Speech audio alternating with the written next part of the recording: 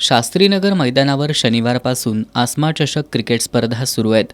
आज या स्पर्धेतील अंतिम सामना आसमा सांगली विरुद्ध आसमा कोल्हापूर यांच्यात झाला. आसमा सांगली संघानं प्रथम फलंदाजी करत 8 षटकात 6 बाद 64 धावा केल्या. सांगली संघाच्या अभिजित बसुगडे यानं 22 चेंडूत 1 चौकाराच्या मदतीनं 31 धावा फटकावल्या, तर प्रवीण देसाई यानं 11 चेंडूत 1 षटकार ठोकत 15 धावा केल्या.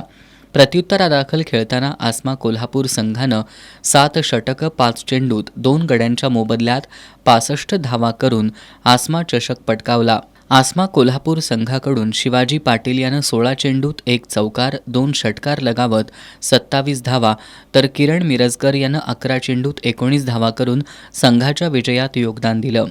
विजेत्या उपविजेत्या संघांना आमदार सतेज पाटील यांच्या हस्ते बक्षिसं देऊन गौरवण्यात आलं. स्पर्धेतील बेस्ट गोलंदाज किरण वडगावकर, बेस्ट फलंदाज शिवाजी पाटील, तर सांगलीचा अभिजित बसुगडे मालिकावीर ठरला. या स्पर्धेत वैयक्तिक कामगिरी करणाऱ्या शिवाजी खांडेकर, महेंद्र कुरुंदकर, किरण वडगावकर, सोहम माने, अभिजित बसुगडे, अक्षय पारीख, किरण वडगावकर, सुधीर पुरकर आणि शिवराज पाटील यांचा आमदार सतेज पाटील यांच्या हस्ते गौरव करण्यात आला. याप्रसंगी ॲड एजन्सी महाराष्ट्र फेडरेशनचे अध्यक्ष महेश कराडकर, आसमा कोल्हापूरचे अध्यक्ष सुनील बासरानी, उपाध्यक्ष PS कुलकर्णी, अमरदीप पाटील, संजय थोरवत, राजाराम शिंदे, संजय चिपळूणकर, सुहास लुकतुके, अतुल उपळेकर यांच्यासह खेळाडू आणि प्रशिक्षक उपस्थित होते.